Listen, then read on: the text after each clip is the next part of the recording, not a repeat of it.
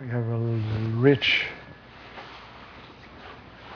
fare in the word of the Lord today. The letter of James is it's a marvelous example of bringing to the Christian level a lot of Jewish spirituality, and it's a very most of the Jewish morality would be, very practical. So he's talking about temptation. Blessed is the one who perseveres in temptation, for when he has been proven, he will receive the crown of life. Proven. That isn't like God says, I think I'll send him a temptation and see what he does with it. It's that life is full of temptation. And those of us who want to yield to God and pray and hang on in temptation, those are the ones who God has brought to a place where they're able to receive his gift of life. Each person is tempted when lured and enticed by his desire. All the great masters of the moral and spiritual life put their finger on desire. For John of the Cross, the only way that we can arrive at transforming union is to be free of all desire. What do we want? We want fame, we want fortune, we want everybody to like us, we want comfort, we want security, we want, and our desires. And so it's very biblical what he's telling us. Enticed by his desire. And then he has this very profound analysis, interior analysis. Desire conceives and brings forth sin. And now I'm in a world of sin. When sin reaches maturity, it gives birth to death. In this life and in the next. A living death. Then that's the analysis. Then he goes to another whole point. Do not be deceived, my beloved brothers and sisters. Remember how he said, don't think God's tempting you. He's not. What God gives us is every good and perfect gift. It comes down from the Father of lights, with whom there is no alteration or shadow caused by change. He's always the same. And that's why we can always rely on him.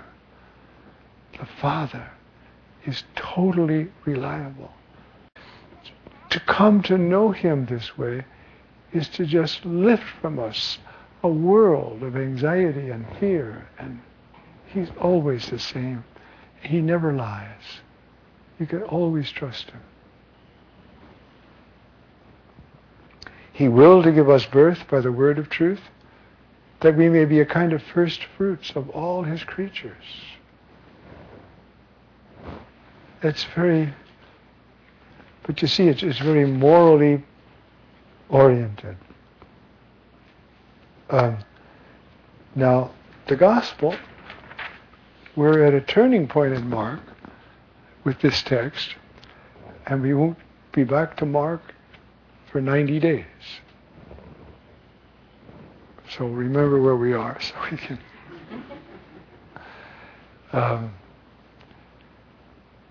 This text is fraught with mystery. The disciples forgot to bring bread. They had only one artos, one loaf with them. The word for bread and the word for loaf are the same in Greek, artos. So they forgot to bring artos. They had only one artos with them. It's a strange phrase.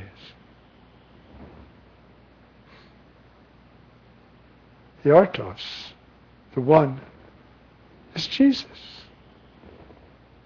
This is, we haven't dealt with it because we've been doing other things, but We're in this section in Mark called the bread section.